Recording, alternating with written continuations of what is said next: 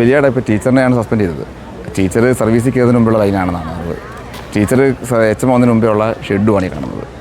അത് യഥാർത്ഥ ഉദ്യോഗസ്ഥരെ നോക്കാതെ ഒരു ബലിയാടായിട്ട് ഒരാൾ ടീച്ചറിനെ സസ്പെൻഡ് ചെയ്ത് ബാക്കിയുള്ള കണ്ടുവരെ കണ്ണി പൊടിയിടുന്നൊരു രീതിയാണ്. ഈ സമയത്ത് അവനെ രക്ഷിക്കാൻ ആരെങ്കിലും താഴെ നോക്കിയാലും മതിയായിരുന്നു. അവൻ്റെ ശരീരഭാഗങ്ങൾ ഏതെങ്കിലും ഈ ഷീറ്റ് ടച്ച് ചെയ്തിരുന്നെങ്കിൽ ഉണ്ടാകുന്ന ആ പ്രശ്നം വളരെ വലുതായിരിക്കും. ഞാൻ 2000 മുതൽ സ്കൂളിൽ പഠിച്ച 25 വർഷമായി. അന്ന് മുതലുള്ള ബിൽഡിങ്ങുമാണ്, അന്ന് മുതലുള്ള ലൈനുമാണ് കിടക്കുന്നത്. അന്നും എനിക്ക് 3 ഫേസ് ആണെന്ന് ഓർമ്മയില്ല, പക്ഷെ അന്ന് ലൈൻ ഇത് പോയിട്ടുണ്ട് വഴി. അതിനെപ്പറ്റി വലിയ ഓർമ്മ കിട്ടുന്നില്ല, പക്ഷെ ലൈനൊന്നും ഉണ്ടെന്നുള്ളൊരു ഉറപ്പാണ്. പക്ഷെ അത് ഷെഡില്ല. ഷെഡ് ഇപ്പോഴാണ് പിന്നീടാണ് വന്നത്. അന്നുള്ള എല്ലാ ഇൻഫ്രാസ്ട്രക്ചറും കാര്യങ്ങളെല്ലാം അന്നത്തെ അതേപോലെ തന്നെ ഇപ്പോഴും അതൊരു പുരാവസ്തു ഗവേഷണം പോലെ ബെഞ്ചും കാര്യങ്ങളെല്ലാം അന്ന് അതേപോലെ തന്നെ ഇപ്പോഴും സൂക്ഷിച്ച് വെച്ചിട്ടുണ്ട്. ഈ മൈക്ക് പോലും അന്നത്തെ മൈക്കാണെന്ന് എൻ്റെ ഓർമ്മ. 2000 ഞങ്ങൾ പഠിച്ച സമയത്തുള്ള മൈക്കാണ്. പിന്നെ ഇപ്പോൾ ഒരു ബലിയാടെ ഇപ്പോൾ ടീച്ചറിനെയാണ് സസ്പെൻഡ് ചെയ്തത്. ടീച്ചർ സർവീസിൽ കയറുന്നതിന് മുമ്പുള്ള ലൈനാണെന്നാണ് അത്. ടീച്ചർ HM വന്നതിന് മുമ്പേ ഉള്ള ഷെഡുമാണ് ഈ കാണുന്നത്. അത് യഥാർത്ഥ ഉദ്യോഗസ്ഥരെ നോക്കാതെ ഒരു ബലിയാടായിട്ട് ഒരാൾ ടീച്ചറിനെ സസ്പെൻഡ് ചെയ്ത് ബാക്കിയുള്ള കണ്ടുവരെ കണ്ണി പൊടിയിടുന്നൊരു രീതിയാണ്. നോക്കുമ്പോൾ ചേട്ടാ ഇവിടുന്ന് ആ ക്ലാസ് റൂമിൻ്റെ ജനൽ വഴി ഏതൊരു കുട്ടിക്ക് ഷെഡിലേക്ക് ഇറങ്ങാവുന്ന അവസ്ഥയാണല്ലേ? അവിടെ ഈ പലക പവൻ പൊളിച്ചിട്ടാണ് കയറിയത്. അപ്പോൾ കുട്ടികളെ ഞാനൊരു ട്യൂഷൻ സെൻ്റർ നടത്തുന്നതാണ്. ഈ പ്രായത്തിലുള്ള കുട്ടികൾക്ക് എന്തായാലും ഒരു അഡ്വഞ്ചർ ആക്ടിവിറ്റീസ് കൂടും.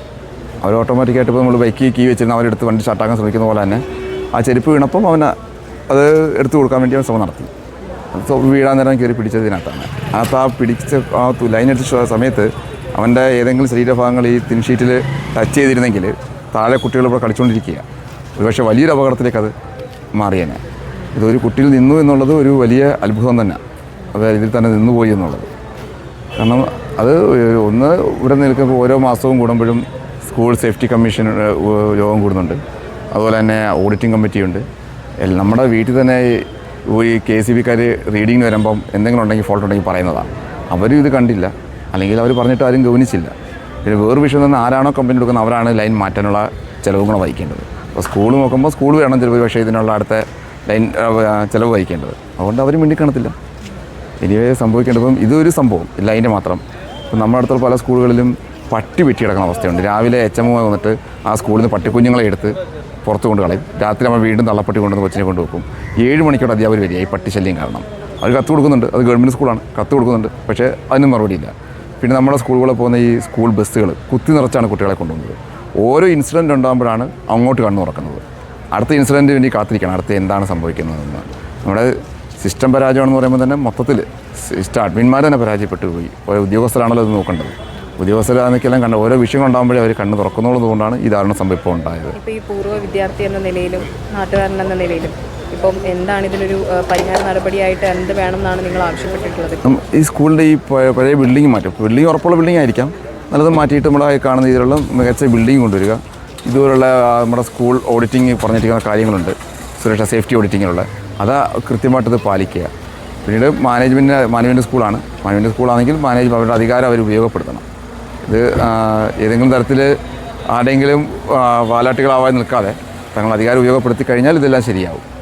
സിംഗിൾ മാനേജ്മെൻറ്റ് സ്കൂളിലെ സംബന്ധിച്ചിടത്തോളം ആ മാനേജർ പൂർണ്ണ ഉത്തരവാദിത്തം നയിക്കുന്നുണ്ട്. പക്ഷേ കോർപ്പറേറ്റ് മാനേജ്മെൻറ്റ് വരുമ്പോഴത്തേക്ക് അവർ 2-3 വർഷത്തേക്കായിരിക്കും. അപ്പോൾ ആ കാലയളവ് എങ്ങനെയെങ്കിലും തയ്ക്കുക എന്നുള്ളത് തന്നെ അപ്പുറത്തേക്ക് അവരൊന്നും കാര്യങ്ങൾ നോക്കുന്നില്ല എന്നുള്ളതാണ് സത്യം എന്ന് പറയുന്നത്. ഇപ്പം വേറെ ഏതെങ്കിലും കുട്ടികൾ ഇതുപോലെ ശ്രമിച്ചിരുന്നെങ്കിൽ എന്ത് ചെയ്യുമായിരുന്നു? കാരണം കുറേ കുട്ടികൾ പഠിക്കുന്നതാണ്, അവൻ്റെ കൂടെ വേറൊരു കുട്ടി കൂടി ഇറങ്ങിയിരുന്നെങ്കിൽ എന്തായിരിക്കും അവസ്ഥ? അതെ, അവൻ നേരത്തെ പറഞ്ഞില്ലേ, അവന് ഈ സമയത്ത് അവനെ രക്ഷിക്കാൻ ആരെങ്കിലും താഴെ നോക്കിയാലും മതിയായിരുന്നു. അവൻ്റെ ശരീരഭാഗങ്ങൾ ഏതെങ്കിലും ഈ ഷീറ്റ് ടച്ച് ചെയ്തിരുന്നെങ്കിൽ ഉണ്ടാകുന്ന ആ പ്രശ്നം വളരെ വലുതായിരിക്കും. കൂടെ ഇറങ്ങിയിരുന്നെങ്കിലോ, ഇപ്പോൾ ഒരു അധ്യാപകനാണ് സഹായിച്ചതെന്ന് പറയുന്നത്, രക്ഷിച്ചതെന്ന് പറയുന്നവനെ, ആ അധ്യാപകന് പകരം കുട്ടിയാണ് പകരം കയറിയിരുന്നെങ്കിലും സംഭവിക്കാവുന്നതേ ഉള്ളൂ. വലിയ ദുരന്തമാണ് മാറിയത്. ഒരു കുട്ടിയുടെ ജീവൻ പൊലിഞ്ഞു, വലിയ മഹാദുരന്തം മാറിയെന്ന് വേണമെങ്കിൽ പറയാം. ഞാനൊക്കെ പഠിക്കുന്ന സമയത്ത് ഇവിടെ ഒരുപാട് കുട്ടികളുണ്ടായിരുന്നു. ഇപ്പം അന്ന് 10F വരെ ഉണ്ട്, 10FG വരെ ബോയ്സും ഉണ്ട്. അപ്പോൾ ഗേൾസും അത്രയും തന്നെ ഡിവിഷൻ ഉണ്ടായിരുന്നു. ആ സ്ഥാനത്ത് ഇപ്പോൾ വളരെ കുറച്ച് കുട്ടികളേ ഉള്ളൂ. അപ്പോൾ എന്തുകൊണ്ടാണ് ഇങ്ങോട്ട് കുട്ടികൾ വരാത്തതെന്നുള്ള കാര്യം ശ്രദ്ധിക്കണം. കുട്ടികളുടെ എണ്ണം വളരെ പരിമിതമായി കുറയുന്നു.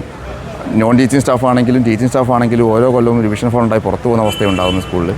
അതൊക്കെ ഒരു മാനേജ്മെൻറ്റ് ഒരുമെടുക്കേണ്ട കാര്യമാണ്. തൊട്ടടുത്തുള്ള അൺഎയ്ഡഡ് സ്കൂളിൽ ഒരുപാട് കുട്ടികളുടെ എണ്ണം കൂടിക്കൊണ്ടിരിക്കുക. ഓരോ വർഷവും അവിടെ പുതിയ ബിൽഡിംഗ് ഉണ്ടാകുമ്പോഴാണ് നമ്മുടെ പൊതുവിദ്യാലയങ്ങളിൽ ഇപ്പോൾ ഇങ്ങനെയുള്ള പൊതുവിദ്യാലയങ്ങളിൽ പോലും കുട്ടികളുടെ എണ്ണം വളരെ കുറയുന്നത്. അതിലൊരു കാരണം ഇപ്പം ഇവിടെ തൊട്ടടുത്തൊരു കേരള സിലബസ് പഠിപ്പിക്കുന്ന ഒരു അൺഎയ്ഡഡ് സ്കൂളുണ്ട്. അവിടേക്കാണ് കുട്ടികൾ പോകുന്നത്. ഞങ്ങൾ ക്യാൻവാസിനൊക്കെ പോകുന്ന സമയത്ത് അവിടെ കുട്ടികൾ പോകുന്നുണ്ട്. ചോദിക്കാൻ പറയുന്നത് ഞങ്ങളുടെ കുട്ടികൾക്ക് സുരക്ഷ വേണമെന്നാണ് പറയുന്നത്. അതിനകത്തല്ല, അവർ ഈ ജനുവരി ഇപ്പോൾ ഞങ്ങൾ ക്യാൻവാസിന് പോയ സമയത്ത് തന്നെ കണ്ടതാണ്. അവർ ഈ നമ്മുടെ ജൂണിലേക്കുള്ള കുട്ടികളെ ക്യാൻവാസിന് പോയപ്പോഴാണ് പറയുന്നത് ഇങ്ങോട്ട് വിടുന്നില്ല. ഇങ്ങോട്ട് മീൻസ് പൊതുവിദ്യാലയങ്ങളിലേക്ക് അവർ വരുന്നില്ല, അവർക്ക് സുരക്ഷ വേണം. അതുകൊണ്ട് അവർ തൊട്ടടുത്തുള്ള ഇതേ കേരള സിലബസ് പഠിക്കുന്ന സ്കൂളിലാണ് അവർ ഫീസ് കൊടുത്ത് പഠിക്കാനായിട്ട് തീരുമാനിച്ചിരിക്കുന്നത്.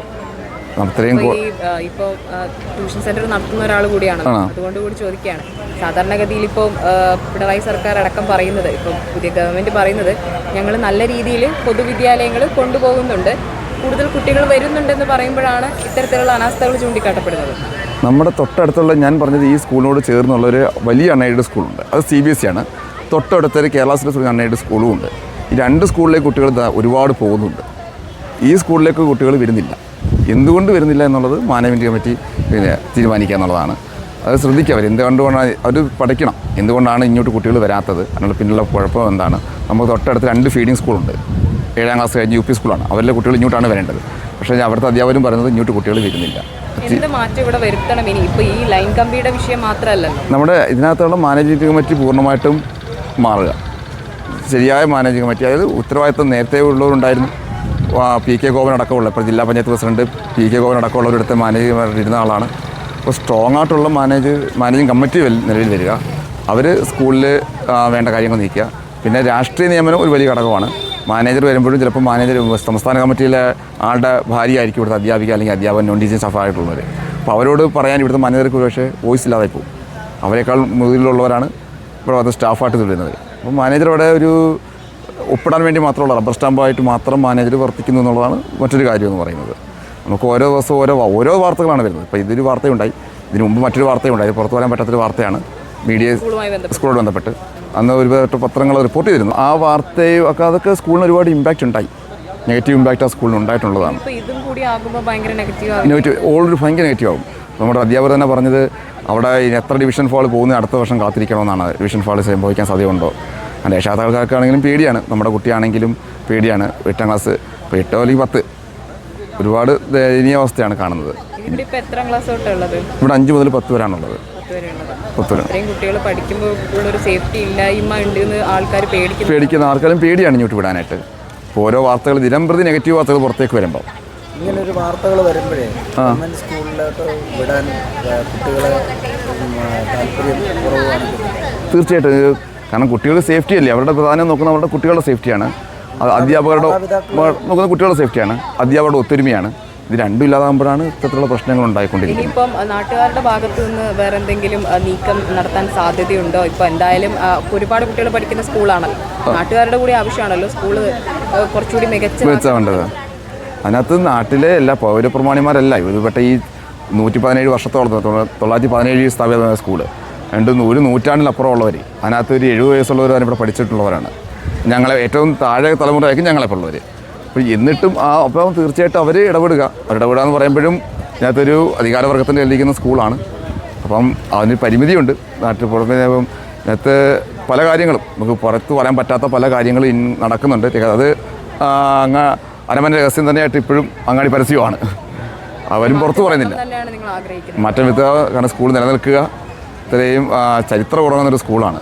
അപ്പോൾ നമുക്കാരെങ്കിലും സങ്കടം ഉണ്ടാവും. സ്കൂളിനെ പറ്റി വാർത്തകൾ ദിനം പ്രതി ഇങ്ങനെ പുറത്ത് വരുമ്പം പൂർവ്വ വിദ്യാർത്ഥി എന്ന നിലയിലും ഭയങ്കര സങ്കടം ഉണ്ടാകും. ഇപ്പോൾ ഞങ്ങളുടെ അമ്മ ഇവിടെ പഠിച്ചതാണ്. അമ്മയ്ക്ക് വാർത്ത കേട്ട് ഭയങ്കരമായി സങ്കടപ്പെട്ടിരിക്കുകയാണ്. അവരാരോടാണ് ദേഷ്യം തീർക്കേണ്ടെന്ന രീതിയിലാണ് അമ്മ വെള്ളം കുടിച്ചില്ല അന്നത്തെ ദിവസം.